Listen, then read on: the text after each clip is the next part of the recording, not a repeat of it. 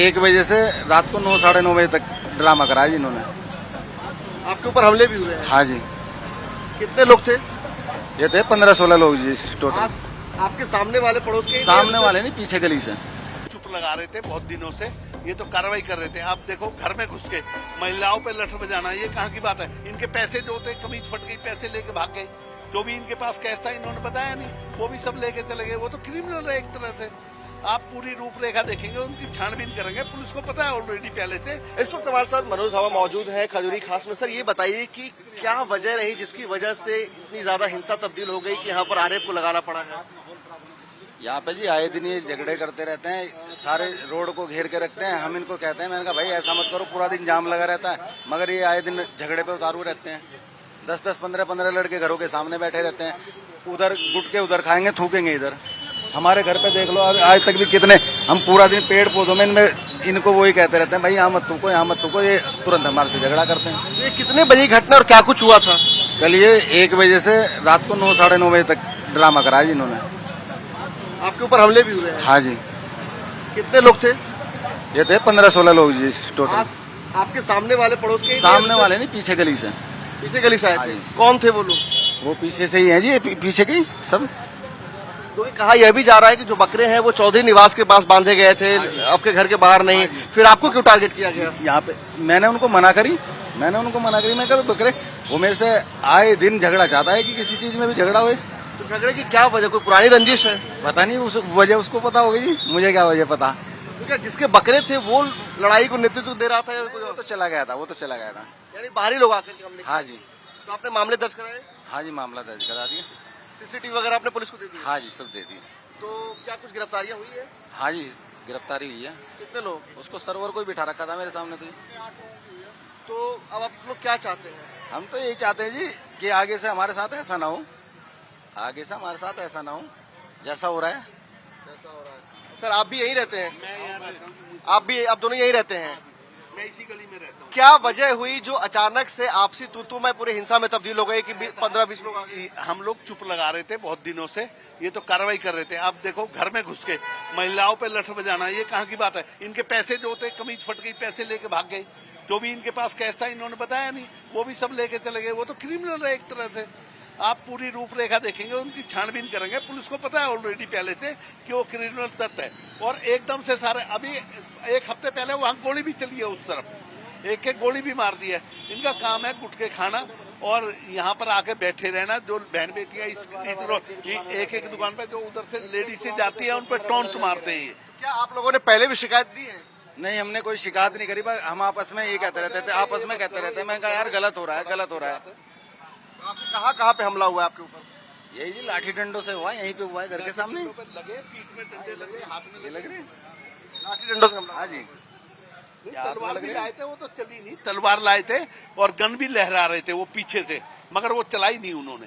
यानी पूरी सुनियोजित थी ये लड़ाई जो है? निश्चित तौर पर मैं भाजपा से निगम का प्रत्याशी रहा हूँ 2022 के अंदर।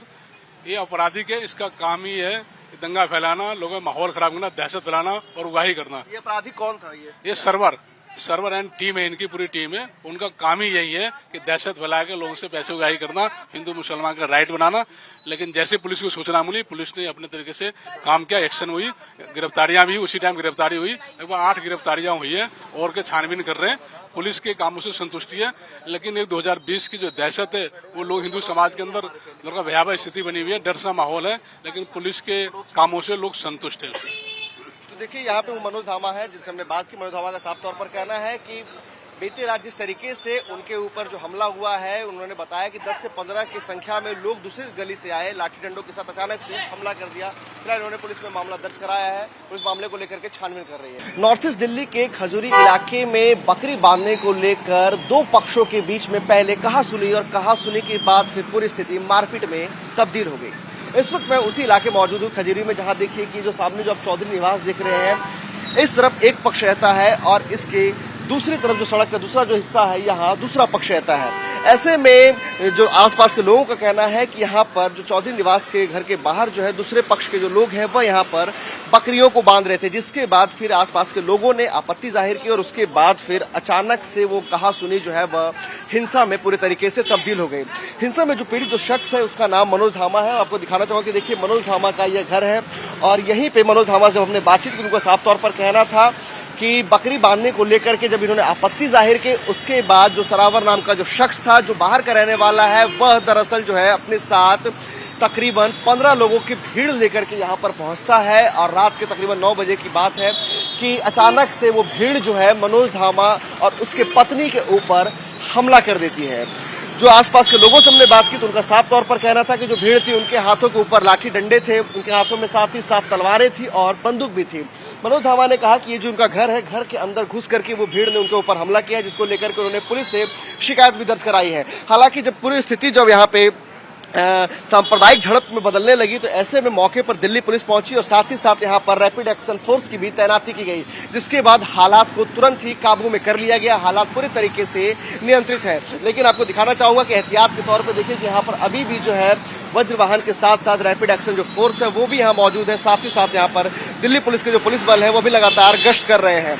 आपको बताना चाहूंगा कि आसपास में जो सीसीटीवी फुटेज है उसके सीसीटीवी फुटेज को जो है वो दिल्ली पुलिस ने अपने कब्जे में ले लिया है और उसकी छानबीन की जा रही। फिलहाल एक शख्स की गिरफ्तारी की बात भी कही जा रही है और ऐसे में जो पूरी जो हिंसा हुई उस हिंसा को लेकर के मनोज धामा के परिवार ने और मनोज धामा ने पुलिस के आगे शिकायत दर्ज कराई, जहां साफ तौर पर बताया है कि उनके घर के अंदर घुस करके उनकी पत्नी को भी मारा गया है और उन्हें भी बड़ी बेरहमी से मारा गया है। तो जहां मैं मौजूद हूं फिलहाल यहाँ पर हालात बिल्कुल शांतिपूर्ण तरीके से यहाँ पर स्थिति सामान्य तरीके से लोग आ रहे जा रहे हैं, लेकिन बीती रात जिस तरीके से सांप्रदायिक हिंसा में स्थितियां तब्दील होने वाली थी उसे पुलिस ने पूरे तरीके से नियंत्रित कर लिया। वीडियो गौरव के साथ प्रेत कुमार, टाइम्स नाउ, नव भारत।